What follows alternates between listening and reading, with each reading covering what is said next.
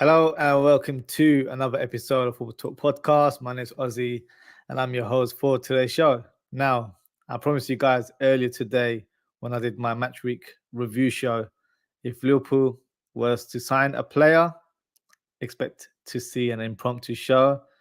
And here we are. So before I give my views on the player and talk more tactical in terms of how he was fitting at Liverpool, let's make it official by sharing the article that was released by a respected journalist, David Ornstein, earlier today. So let's go through it together. So Liverpool reached an agreement to sign Ryan Gravenberch. The two clubs have agreed a fee of 40 million euros, which in pounds is 34 million, for the Netherlands international midfielder to move to Anfield. The 21-year-old will fly to Liverpool tonight and undergo a medical tomorrow. Shout out to all the guys on Twitter that posted links to Flight Tracker. Always makes me chuckle whenever fans do that. The deal was negotiated by Jose Fortes Rodriguez from Rayola, and we'll see Gravenberch sign a long-term contract with the club. Gravenberch only joined Bayern from Ajax last summer, but is keen to lead the German champions in search of regular first-team football. He started 3 Bundesliga matches for Bayern last season and has so far featured only once as a substitute in last year's campaign. So yeah, a lot of fans have disregarded the signing due to the fact that he wasn't very active for his club last year. But if you've seen the player, especially in Ajax colours, you know that he's a player with huge potential. He's a player that I've wanted for good 2-3 years now.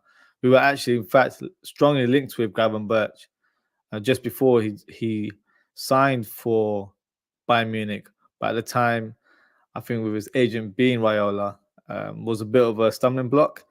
And I think the year before he joined Bayern, we showed concrete interest to actually still sign the player. But Ajax were not ready to depart. I wanted him to stay for one more year. And I believe at the time he was like 19 years old. So he's always been a player that has been on Liverpool's radar. He's been a player that I've watched over the years and been really impressed with. I don't know if you remember when we played against Ajax during, I think it was the COVID season, where we didn't have a crowd. He was fantastic in that game, showed his true qualities.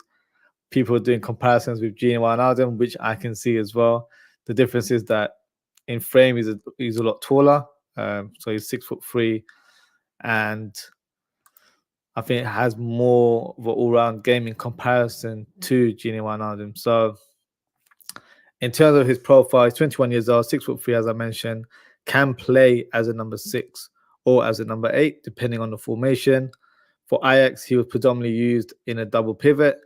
In terms of stylistically, he's a ball carrier, so great dribbling ability, plays progressive football, has an eye for goal. If you see some of his highlights, he's got a good shot on him as well. Defensively, very sound, strong on the ball, and holds off the ball very well and uses frame for defensive challenges, and he's really good at that. Reads the game really well for such a young player, and he's strong in the tackle. So for me, sounds like we've got an all-action centre mid in our squad. I know a lot of fans are slightly disappointed with the signing, not due to the fact that it's Gravenberch. I think people were expecting us to sign a destroyer. So if you haven't heard already, Bayern Munich are close to signing Fulham's Palhinha as Gravenberch's replacement. So I think that was the guy that everyone wanted. Me personally, I would have preferred Gravenberch. I feel like in a Klopp system or Klopp team, you should be multifunctional. So with Gravenberch coming in, he can play the 6 as an 8, effectively in both positions. So for me, it was the right deal for 34 million as well. It's a no-brainer. It's in this day and age, it's peanuts if you ask me. So yeah, let me know what you guys think in the comments. Is he the right type of signing? I've done a poll as well, so look forward to seeing what you guys say. But I think going forward, he will help us with a lot of systems that we deploy, which is very important. As I mentioned, multifunctional players is going to be the key to our season success. So what we can do is quickly bring up some graphics where I will present different types of formations and lineups. And if there's anyone that wants to come on the show, they're welcome to come on. So let's do that first. So bear with me. Let me just share the graphic with you guys.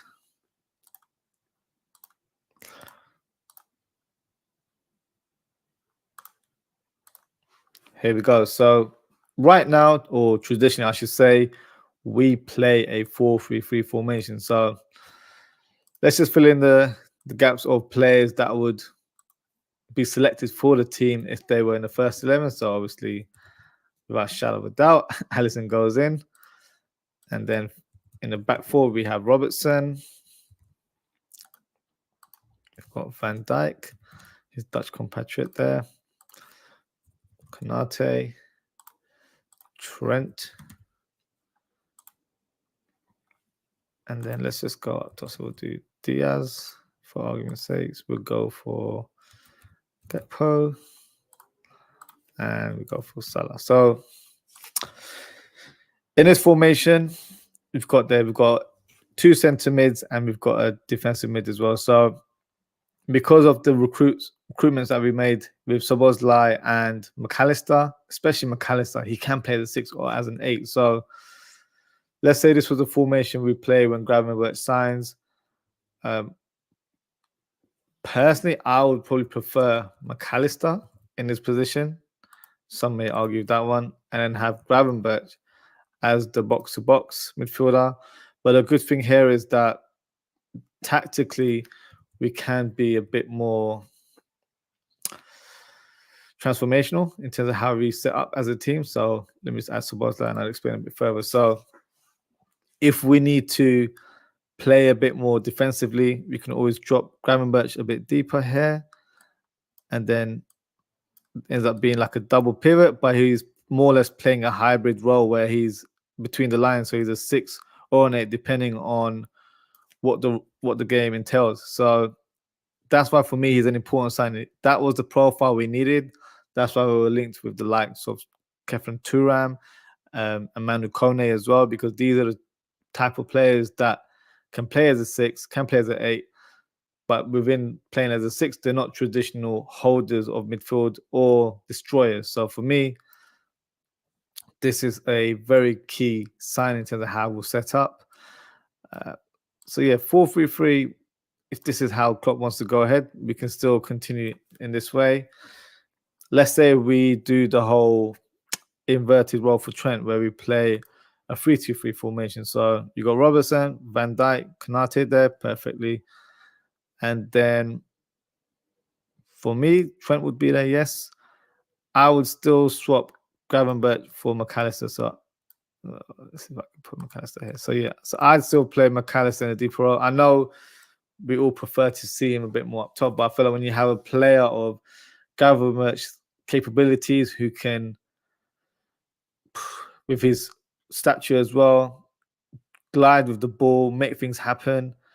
And, you know, we've got someone with height in the team now as well. So definitely would help in terms of aerial challenges. He can play further up top if he needs to, with a bit more freedom, and has a good shot on him, as I mentioned earlier on. So even in a system like this, you know, he would fit in perfectly.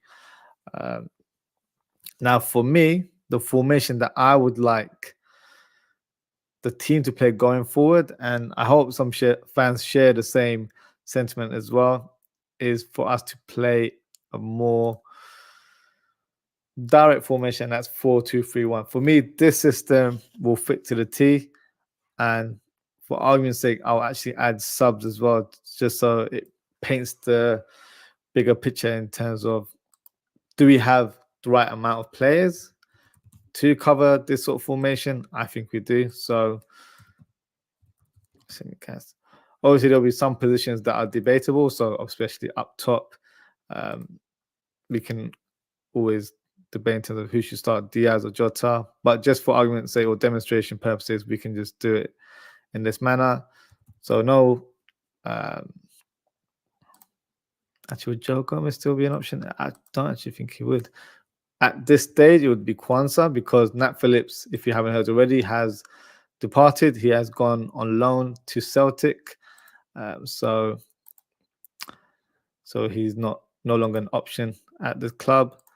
Then we've got for Joe Matip there. And then we'll place Gomez as a right back, even though I think he would be used as a centre back or right back. But for this formation, he can still do a great job at right back. So over here, we've got Gravenberch and we've got McAllister. So the backups would be, let's say, actually, we'll probably say Endo first. Endo would be on that side, I think. And then you've got Thiago. And you've actually got Bajtic as well, but I can't add him on right now. So that shows you there's 5 options there already. Swap these guys. So Bosley, for me, playing as a number 10 will be key. I think we'll get the best out of him playing in that sort of formation as well. So I feel like this team will just add a great balance. So with Luis Diaz there, we've got Jota, we've got Harvey Elliott as covered there. And then we've also got Jones, who can play as a number 10, which he used to do back in his youth days.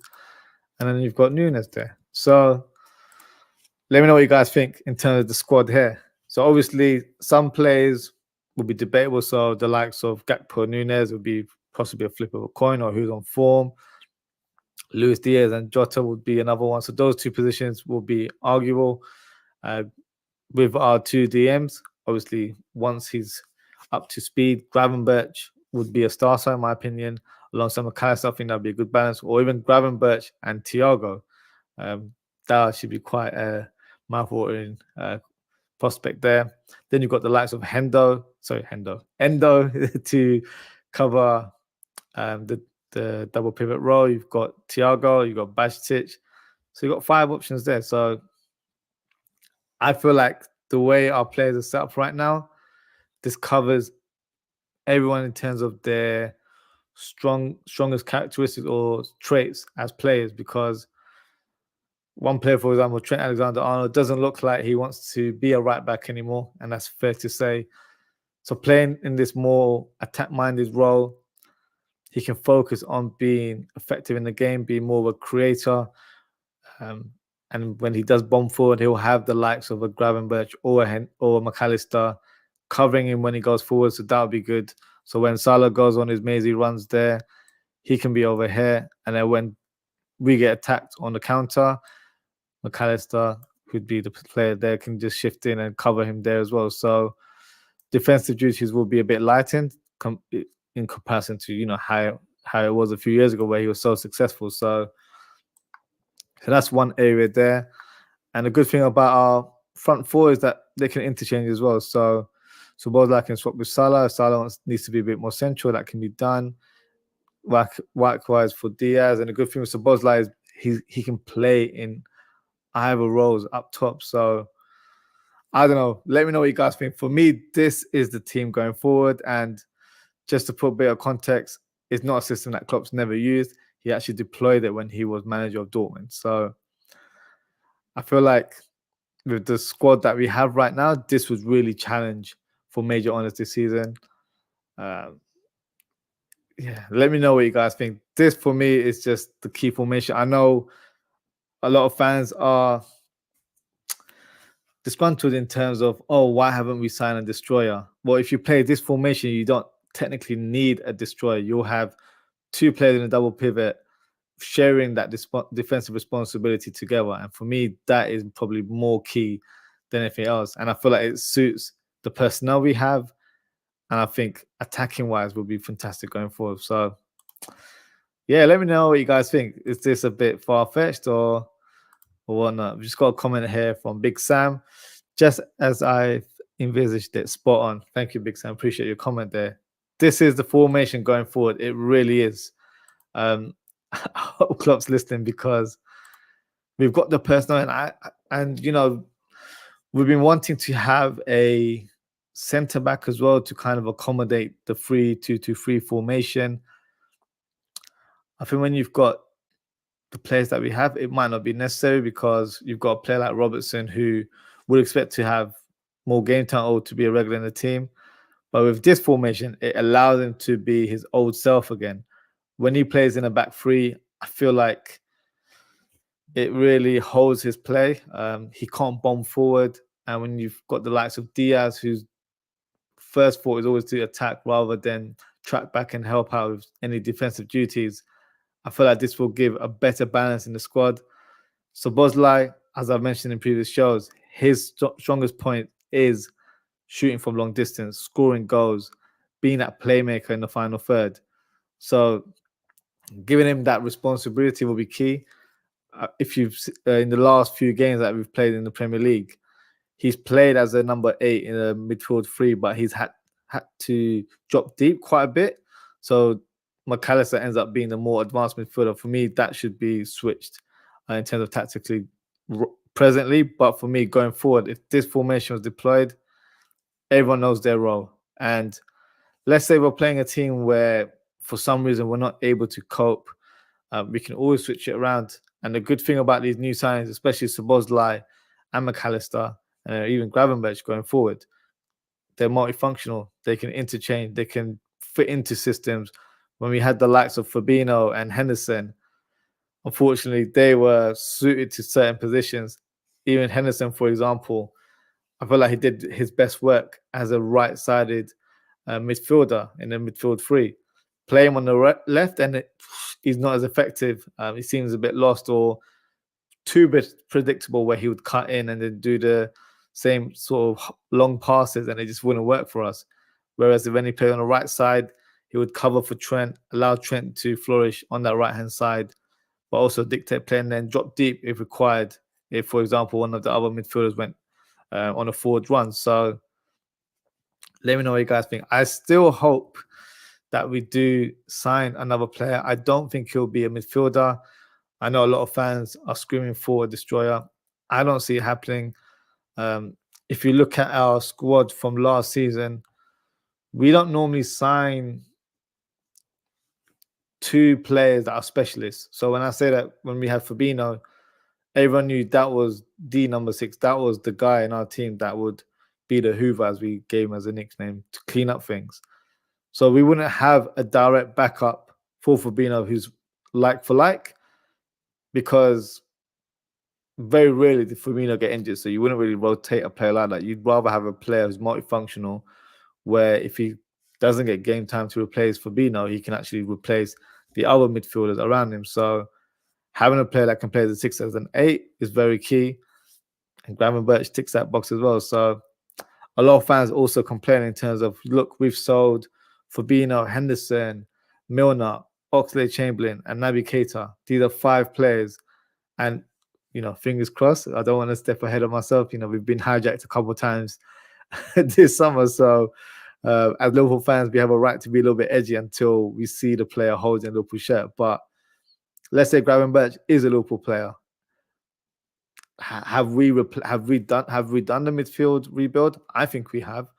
When you've got Fabinho, he's been replaced by Endo as the number 6. I know he's not everyone's cup of tea, or we were expecting a bigger player or a high-profile player. But in terms of what type of player he's a number 6. So he's been replaced in that regards. And then you've got Henderson, who is basically being replaced by Gravenberch, who can play as a 6 or as an 8. I personally think Gravenberch, when everyone's fully fit, would be the starter. Even if we play in midfield 3, I'll choose him 4-3-3. But I think he'd play as an 8 rather than a 6. So he's a player that can play both positions. So for me, he replaces Henderson in the squad. Then you've got Milner, who I know was the utility player, but he predominantly played on the left-hand side. And I feel like that's a similar trait to how McAllister plays. So got another player there that we replaced. You've also got Oxlade-Chamberlain. So Szoboszlai, for me, replaces him in that regards. So the only player that's not been technically replaced by a new acquisition is Naby Keita. But one thing that I've made clear in other shows, Naby Keita and Oxlade-Chamberlain were never present. So it felt like we didn't have those two within the squad. With Naby Keita, if you want to be a bit more technical, or you want to name players in terms of who've replaced them, you can say Bajcetic has replaced Naby Keita in the squad, because before the start of last season, Bajcetic wasn't in the squad. He was a youth player. So he's come in the second half of the season, made a claim for himself because Naby Keita was around. So that's his replacement. So you've got 5 midfielders there. So I know there's been links today with regards to Calvin Phillips possibly joining on loan. Now, I wouldn't be against it. My only question would be his injury. I don't want another Naby Keita in the squad. In terms of how he is as a player, or how would he make a difference in the squad, I think he would. Technically very good, great passer of the ball. For me, his issue's not really been his ability, it's more about his fitness. Is he able to play a string of games? You'd think on loan, it's not really a big deal. It's not a gamble. We had Artem Melo last season. He was, for me, a hologram. So those are the things that sting you as Liverpool fans. You're like, it's not a bad thing. We can actually go for him. But at the same time, I feel like, what's the point? Might as well play other players and give them a chance. But look, if that news develops, expect another impromptu show. I wouldn't mind it. I know a lot of fans are like, no, he's terrible, or he's not going to make a difference to our squad. But who knows? At the end of the day, just going to go through some of your comments here, guys. So Richard Hutchinson, thank you for coming in. Liverpool need a left-sided centre-back. Gakpo is more like a left-sided forward than a false 9. However, yeah, Darwin Núñez needs to come good and start banging the goal for Liverpool and be more consistent. So, agreed. I think with Gakpo, when he played for PSV, that was his position. That was naturally his role, playing as a left-sided winger. Despite his height and his build, he wasn't known to be someone that was physical or anything like that. He was a creator of that team. So it's good to know that if we need him on that side, he can play. I've really enjoyed him playing in that false 9 role. Let's say, for argument's sake, this is the formation that we actually play. He can easily play that role that Szoboszlai is playing. Or let's say for some reason Mo Salah needs a break or isn't fit, which is very rarely the case, and touch wood, that doesn't happen. Szoboszlai can play on the right-hand side quite comfortably. And then you've got Gakpo, who can play as a number 10, and have Darwin Núñez up top. So this is the great thing about this squad, and I'm really excited about this squad, is that we can change the team in so many different ways. But I don't feel like we reduce the quality of the squad or the team in general, which, in previous years, whenever we've had to have a makeshift team or a second string of players, they've been players that can't play certain roles, but we've had to just place them for the sake of numbers. Right now, every player from midfield and from the forwards can play in different roles and quite effectively as well. So like, everyone has their preference in terms of where certain players should play. I'd probably say, for me, I like Gakpo as a false 9. Also depends on the system that we play as well. So if we play the traditional 4-3-3 that we have been over the last few years, then that's perfectly suited for him. But if we play in this formation, he might be more suited playing as a 10 or on the left-hand side rather than up top, where you'd probably want a Darwin Núñez exploiting the opposition with his pace and power. So look, these are good headaches to have for Klopp. And I can't speak for everyone, but I'm enjoying this rebuild. I feel like we're really making the right additions to the squad. They might not be to everyone's cup of tea, but you can see why these players are getting added to the squad. Another comment from Richard here: Gravenberch or Hendo will be fine for that position. Yeah, definitely agree. It'll be Gravenberch and Endo, especially for that left-hand side of a double pivot. If we play double pivot, or even if it's for the traditional 4-3-3, we could see McAllister there, we could see Gravenberch there.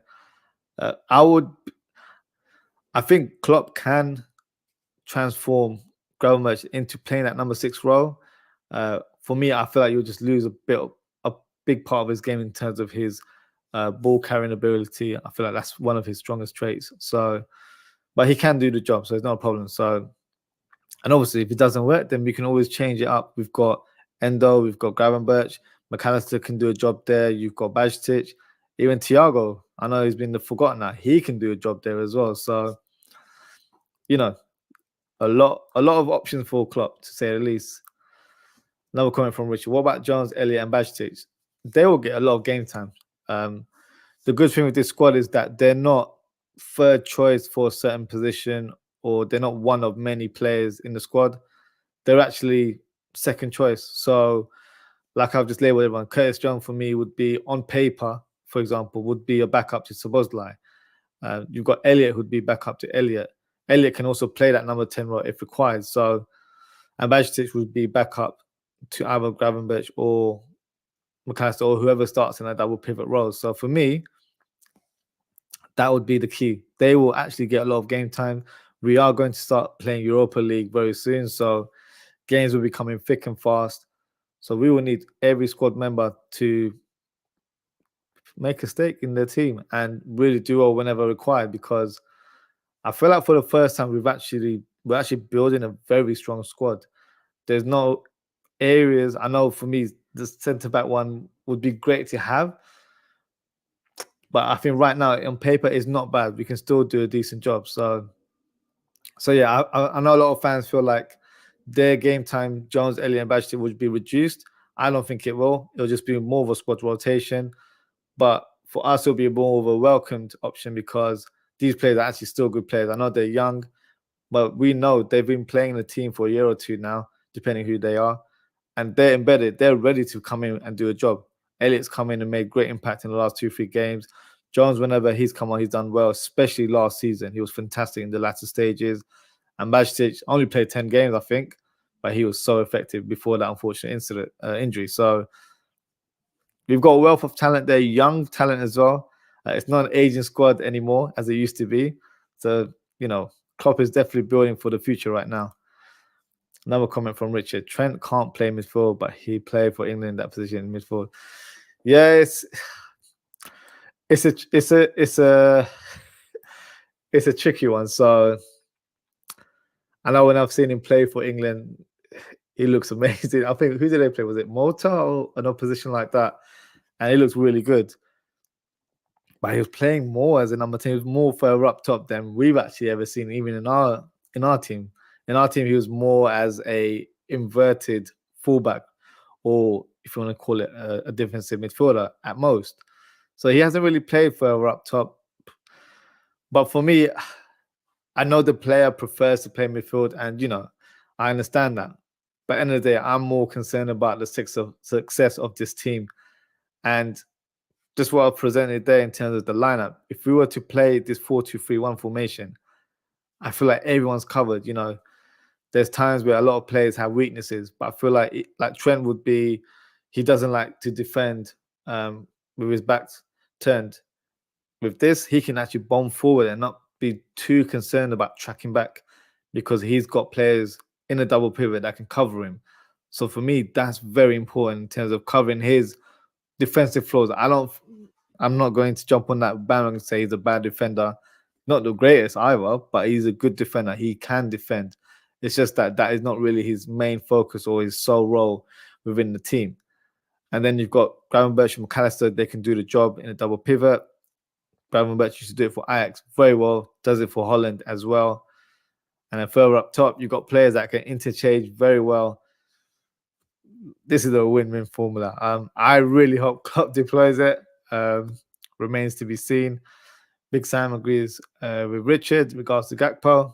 Fair enough. Which says, Assalamu alaikum. Walaikum assalam. How are you all doing? Big up. Many thanks. Thank you, Richard. Loving your comments as well. Is Salah going in January 2024 or summer 2024? Do you think Liverpool should get a right side forward in January 2024? Good question. I don't think it'll be January. If he was to leave, or if he decides to leave, it will be either next summer.